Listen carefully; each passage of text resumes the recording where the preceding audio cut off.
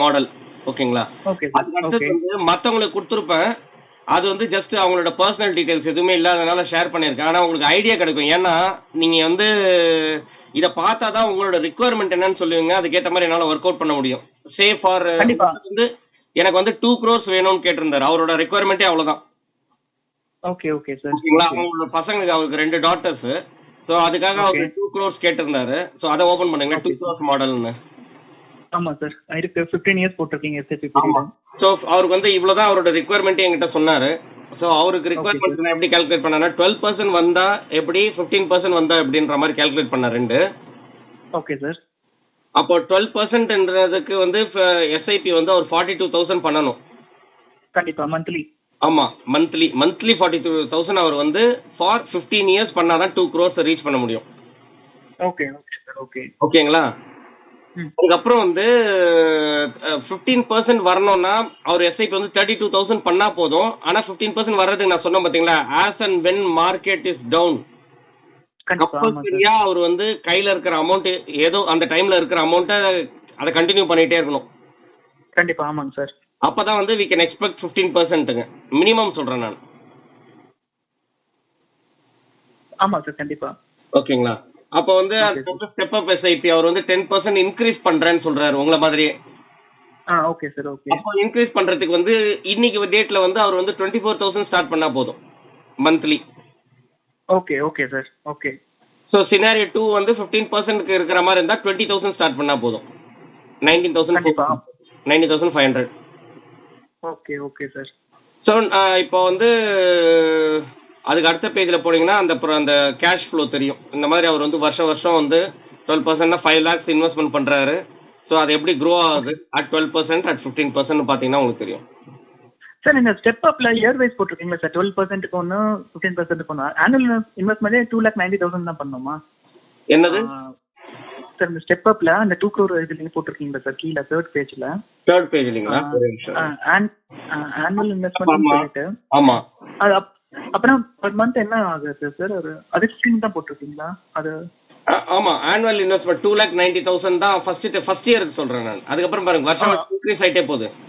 அதான் ஆமா சார். ஆமாங்க. Okay okay okay sir. Okay. இவங்க டோட்டல் இன்வெஸ்ட் பண்றது பாத்தீங்கன்னா அரௌண்ட் 11 lakhs அந்த மாதிரி தான். ஏன் சார்? எதுங்க? இல்ல 15th year அது 15th year வருஷத்துக்கு சொல்றேன். Okay okay. அந்த வருஷத்துக்கு 11 லட்சம் அவங்க உள்ள போட்டுருக்கணும். ஸ்டெப்அப் போட்டார் இல்லைங்களா? வருஷம் இன்க்ரீஸ் ஆகிட்டு இல்லைங்களா? 10%. இப்போ நீங்க ஸ்டெப்அப் போடுறது ஈஸி. அதுக்கப்புறம் வந்து இந்த வருஷம் முடியும், அடுத்த வருஷம் முடியும், 5 years 10 years 6th yearல இருந்து உங்களுக்கு இன்க்ரிமெண்ட் ஆயிட்டே போகுது இல்ல. இதே நீங்க முன்னாடி நார்மல் SIP பாருங்க, ஃபர்ஸ்ட்ல இருந்து 15th வரைக்கும் ஒரே வேல்யூ தான் இருக்கும். கண்டிப்பா ஆமா சார். ஆமா. ஸ்டெப்அப் SIPன்றது எப்படி தெரியுங்களா? இப்போ கான்செப்ட் நான் என்ன தெரியுங்களா சொல்றேன். ஸ்டெப்அப்னு பர்சன்டேஜா கொடுக்காம when you are ready, இப்போ இந்த வருஷம் கண்டினியூ பண்றீங்களா? இப்போ நம்ம ஆல்ரெடி போலியோ இருக்குல்ல, இப்போ ரெடின்னு சொல்லிட்டீங்கன்னா அப்போ அதுலயே வந்துட்டு இன்னொரு SIP வந்து ரிஜிஸ்டர் பண்ணிடணும். ஸோ அன்னைக்கு போகும்போது 5,000 plus 1,000 எக்ஸ்ட்ரா போகும், 6,000 போகும். Okay sir. வேணாம் போது உங்களுக்கு தெரியும் ஒரு 5 yearsக்கு அப்புறம் உங்களால முடியல, இதான் என்னோட லிமிட், இன்க்ரீஸ் வேணான்னும் போது கேன்சல் பண்ணணும்னாலும் அந்த எதை நம்ம அடிஷனலா போட்டோம் பாருங்க அதை மட்டும் கேன்சல் பண்ணிடலாம். Okay okay sir. ஓகேங்க. ஸோ 2 SIP-யா கூட போட்டுக்கலாம்னு சொல்றேன். அதுக்கு நிறைய மெத்தட்ஸ் இருக்கு. உங்களுக்கு புரியுதுல்ல? நார்மலா அவங்களுக்கே இன்ஸ்ட்ரக்ஷன்ஸ் 10% இன்க்ரீஸ் பண்ணுன்னு கொடுக்கறத விட இது அட்வான்டேஜ் என்னன்னா 10% கொடுத்துட்டோம்னா நீங்க வந்து கம்ப்ளீட்டா அந்த 10% ஸ்டாப் பண்ற மாதிரி வரும். இன்ஸ்டெட் நீங்க மேனுவலா இன்னொரு SIP நம்ம ரெஜிஸ்டர் பண்ணிட்டோம்னு வச்சுக்கலாம். இப்போ 5,000 போயிட்டு இருக்கு. இப்போ எனக்கு இந்த வருஷத்துக்கு ஒரு 2,000 rupees எக்ஸ்ட்ரா முடியும் அப்படின்னா 7,000 முடியும்னா இன்னொரு 2,000 SIP போட்டுக்கலாம். அப்புறம் ஒரு 1 or 2 years கண்டினியூ பண்ணிட்டு இருக்கோம், 3 years கண்டினியூ பண்ணிட்டு இருக்கோம். இப்போ எனக்கு வேணாம் 7,000 முடியல 5,000 ஓகேனா அந்த 2,000 ஸ்டாப் பண்ணிடலாம். கண்டிப்பா கண்டிப்பா சார். ஓகே. செப்பரேட்டாவே இருக்கும். அது அடிஷனல் அமௌண்ட் பண்றது செப்பரேட்டா SIP-யா இருக்கும். எப்ப வேணாலும் நம்ம ஸ்டாப் பண்ணிக்கலாம். ஸோ அந்த மாதிரி உங்களுக்கு டாப் அப் கேட்குறவங்களுக்கு நான் இப்படி தான் சஜஸ்ட் பண்ணுறது. இந்த மாதிரி தனியாக போட்டுக்கங்க, வேணுன்றப்ப கண்டினியூ பண்ணிக்கலாம். இன்னும் வேணும்னா கூட இன்னும் கொஞ்சம் எக்ஸ்ட்ரா இன்னொரு SIP கூட போட்டுக்கலாம். கண்டிப்பாக சார். ஸோ அதுலேயே நம்ம ஸ்டாப் பண்ணுறதுனால ஸ்டாப் பண்ணிக்கலாம். Okay sir. ஓகேங்களா? இதை க்ளோஸ் பண்ணிவிடுங்க. இது ஒரு ஜஸ்ட் உங்களுக்கு ஒரு சாம்பிள். எப்போ ஏன்னா ஏதாவது ஒரு கார்பஸ் நமக்கு இவ்வளவு தேவைன்னு சொல்லிட்டு ஒர்க் அவுட் பண்ணும்போது தான் உங்களுக்கு ஆக்சுவல் எஸ்ஐபியோட வேல்யூ தெரியும். உண்மைதான் சார். ஆமாங்க. ஏன்னா நம்ம வந்து ஒரு சின்ன ஒரு எஸ்ஐபியில் ஸ்டார்ட் பண்ணிட்டு போயிட்டோம்னா ரிக்குவயர்மெண்ட் வேற மாதிரி இருக்குன்னு வச்சுக்கோங்க. என்னன்னா உங்களுக்கும் 10 years கம்ப்ளீட் ஆகும், அவருக்கும் 10 years கம்ப்ளீட் ஆகும். ஆனா போன 10 years வராது இல்ல. ஆமா உண்மைதான் சார். அதுக்கு சொல்றது, அதுக்காக சொல்றது. பாத்தீங்கன்னா இந்த ஒர்க்கிங் டைம் வந்து அவ்வளவுதான் இருக்குது எல்லாருமே. அதை எவ்வளவு மேக்சிமமா நம்ம யூஸ் பண்றோம்ன்றதுதான். கோல்டன் பீரியட்னு பாத்தீங்கன்னு வச்சுக்கோங்க 25 வயசுல இருந்துங்க 50 வயசுக்குள்ள. ஓகேங்களா? இதுதான் நம்மளோட ஆக்சுவலா investing period. Investing earning, investing, saving எல்லாமே வர்றது இதுலதான்.